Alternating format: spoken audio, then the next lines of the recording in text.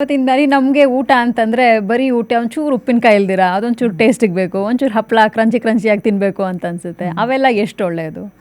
ಇದು ತುಂಬ interesting question ಇದೆ. ಯಾಕಂದರೆ ಹಪ್ಪಳ ಉಪ್ಪಿನಕಾಯಿ ಇಲ್ಲದೆ ಊಟ ಮುಗಿಯಲ್ಲ ಅಂತ ಹೇಳ್ತಾರೆ. ಯಾವುದೇ ನೀವು ಇವೆಂಟ್ಗೆ ಹೋಗ್ರಿ, ಫಂಕ್ಷನ್ಗೆ ಹೋಗ್ರಿ, ಅದಿದ್ದೇ ಇರುತ್ತೆ. ಬಟ್ ನಮಗೆಲ್ರಿಗೂ ಗೊತ್ತಿದ್ದಂಗೆ ಹಪ್ಪಳ ಉಪ್ಪಿನಕಾಯಲ್ಲಿ ಸಾಲ್ಟ್ ತುಂಬ ಜಾಸ್ತಿ ಇರುತ್ತೆ. It is loaded with salt. ಹಪ್ಪಳ ಹೆಚ್ಚಾಗಿ ಕರ್ದಿರೋ ಹಪ್ಪಳ ಇರುತ್ತೆ.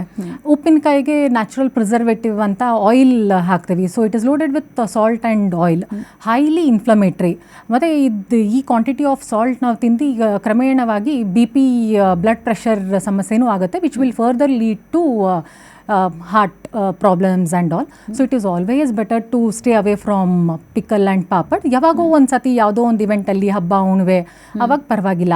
ಇಲ್ಲ ಅಂದರೆ ನೀವು ನೋಡಿದ್ರೆ ಇವೆಲ್ಲ ನಮಗೆ ಟ್ರೆಡಿಷ್ನಲಿ ದಿನನಿತ್ಯ ನಮ್ದು ಆಹಾರದಲ್ಲೆಲ್ಲ ಇರ್ತಿರ್ಲಿಲ್ಲ. ಯಾವುದಾದ್ರೂ ಹಬ್ಬ ಬಂದರೆ, ಏನೋ ಒಂದು ಇವೆಂಟ್ ಬಂದರೆ. ಬಟ್ ಇವಾಗ ಥಿಂಗ್ಸ್ ಹ್ಯಾವ್ ಚೇಂಜ್ಡ್. ಎಲ್ಲ ಕನ್ವೀನಿಯನ್ಸ್ ಪಟ್ ಅಂತ ಸಿಕ್ಬಿಡುತ್ತೆ. ಮನೇಲಿ ಹಪ್ಪಳ ಮಾಡೋಕ್ಕಾಗಲಿಲ್ಲ ಅಂತಂದರೆ ಯಾವುದೋ ಒಂದು ಶಾಪ್ ಹೋಗಿ ತೊಗೊಂಡು ಬಂದುಬಿಡ್ತಾರೆ.